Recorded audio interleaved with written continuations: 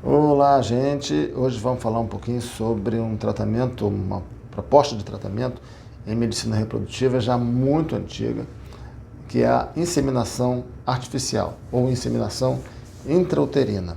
Esse procedimento já vem sendo utilizado há muito e muito tempo.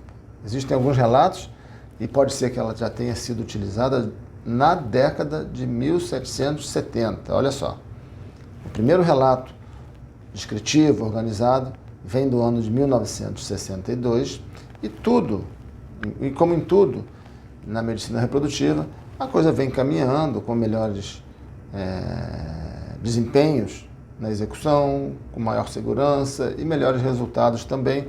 E isso também a gente pode observar com relação à inseminação artificial.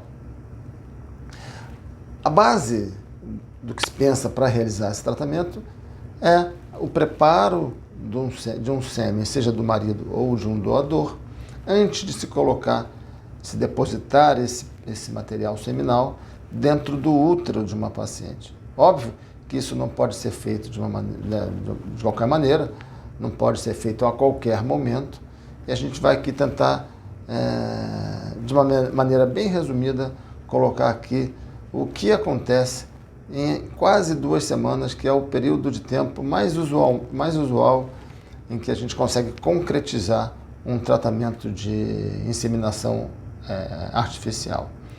Ao longo desse período, a gente tem umas etapas principais. A primeira delas é a indução da ovulação, seguida da monitorização da ovulação, do crescimento folicular, a identificação e ajuda do momento da ovulação propriamente dita.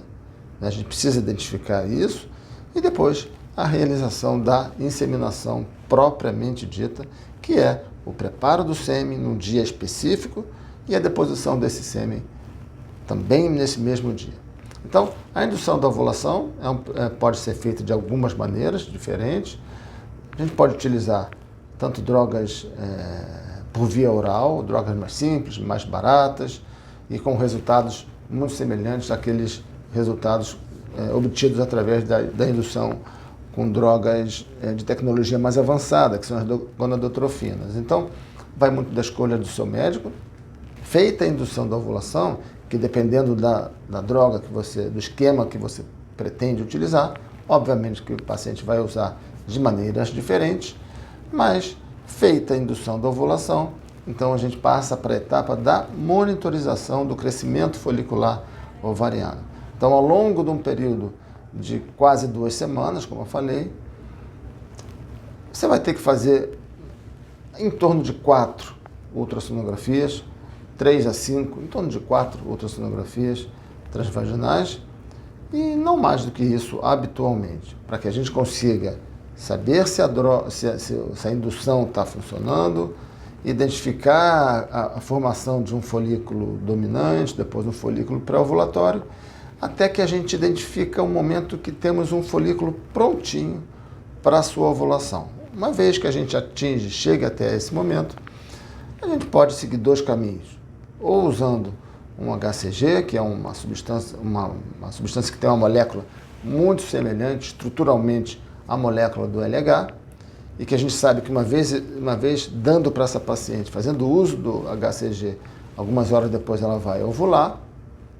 E isso é importante para a gente saber o dia da nossa inseminação. Ou a gente pode não fazer esse uso do HCG, seguindo uma sequência de um acompanhamento, monitoramento do pico endógeno de LH. Hoje a gente tem algumas maneiras, alguns kits vendidos até em farmácia, muito sensíveis, em que a gente consegue fazer uma adequada identificação do pico de LH, e a partir dali a gente consegue se planejar para a nossa inseminação. Quando a gente faz uso do HCG, a maior parte dos trabalhos recomenda fazer a inseminação propriamente 24 a 40 horas após o uso desse HCG. Por outro lado, quando a gente segue a presença, o surgimento do pico endógeno de LH, é recomendável que se faça a inseminação no dia seguinte ou no outro dia. Principalmente no dia seguinte, a identificação do pico endógeno de LH. Então, são duas maneiras diferentes, porém com resultados muito semelhantes.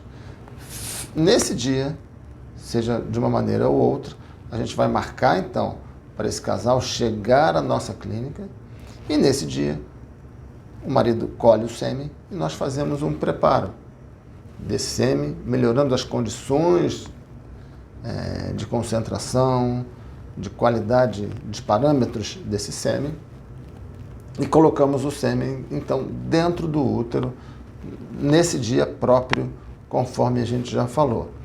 Feita então a inseminação propriamente dita, vamos então para um período de mais ou menos 2 semanas, onde fazemos o suporte de fase lútea, ou seja, como o nome já diz, é uma carga extra de progesterona com o intuito de melhorar as condições desse endométrio, melhorando assim as chances de implantação de um embriãozinho nesse endométrio, nesse útero, gerando uma gravidez. Fazer ou não fazer a reposição de progesterona, o suporte de progesterona, é uma discussão ainda hoje. A gente sabe muito bem que em ciclos de alta complexidade, onde fazemos doses maiores de gonadotrofinas com níveis suprafisiológicos de estradiol, nós sabemos que é comum gerar uma fase lútea inadequada nesses casos e há um consenso entre fazer um uso de progesterona em doses bem adequadas para garantir uma melhor condição de implantação embrionária. Porém, naqueles ciclos de baixa complexidade, não existe esse consenso, mas a maior parte dos serviços, a maior parte dos médicos opta por fazer a reposição de progesterona também nesses casos, assegurando níveis mais adequados e menos flutuantes de progesterona, para que a gente possa ter chances melhores de gravidez. Um ponto também muito importante a se considerar é sobre o número máximo de tentativas recomendado. A maior parte dos trabalhos atuais mostram que não se deve tentar repetir esse tratamento mais do que 3 a 4 vezes. É o que diz a maior parte dos trabalhos atuais.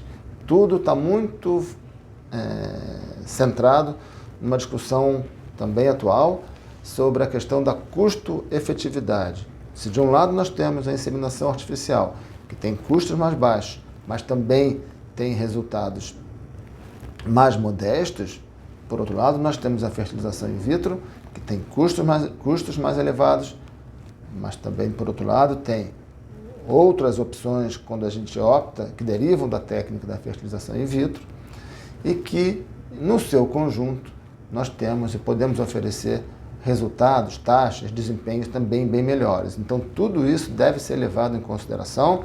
Num outro momento eu volto falando um pouco sobre, especificamente, essa relação de custo-efetividade, comparando as duas técnicas, mas é inegável que sim, a inseminação intrauterina pode representar, para alguns grupos mais específicos, uma opção de tratamento bastante interessante.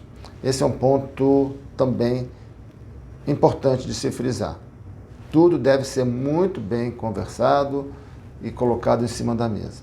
Quando a gente fala nas taxas, nos resultados, nos desempenhos da inseminação intrauterina, é importante a gente trazer alguns números, né, para que a gente saiba o que se trata, né?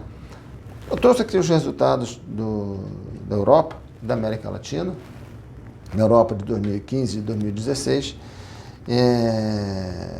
sendo reportados ali taxas de nascimento de 8,5% por cada ciclo realizado, quando o sêmen utilizado era um sêmen do parceiro, é o sêmen do marido. Esse valor sobe para 12% quando utilizado o sêmen de doador, tá? Proveniente de banco de sêmen. Já na América Latina, através dos registros da rede latino-americana, nós temos para o ano de 2013 taxas de nascimento por ciclo de 14,9% quando o sêmen era do parceiro e 23,3% quando o sêmen era de doador, né?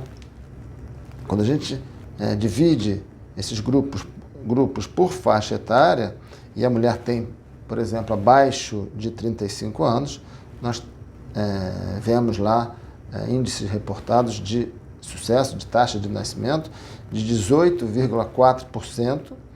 E quando essa paciente tinha 35 a 39 anos, de 13 a 14%, 13,4%, perdão. De 40 a 42 anos, essa taxa já cai para 7,1%, né? Para a gente perceber bem e lembrar bem do que acontece com o envelhecimento. E para as mulheres acima de 42 anos, nós vemos aqui taxas de sucesso de 3,5%. É muito baixa. Tudo isso precisa, como eu já falei, ser muito bem considerado, muito bem abordado nesse aconselhamento do casal. Então, são pontos muito importantes. Então, era basicamente isso que eu queria trazer para vocês sobre a inseminação artificial, nos seus pontos principais, de uma maneira bastante resumida.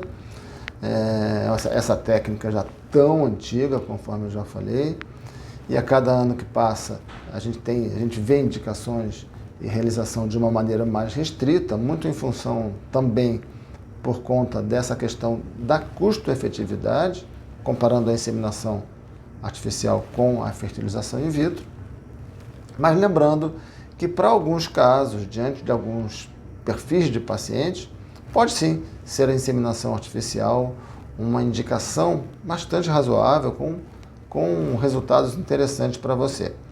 Então, era basicamente isso, espero que tenham gostado. Se possível, dá aquela curtida. E para quem não fez ainda, se inscreve no canal para a gente ter um pouco mais de consistência aqui também, tá bom? Então, espero que tenham gostado mais uma vez e até semana que vem.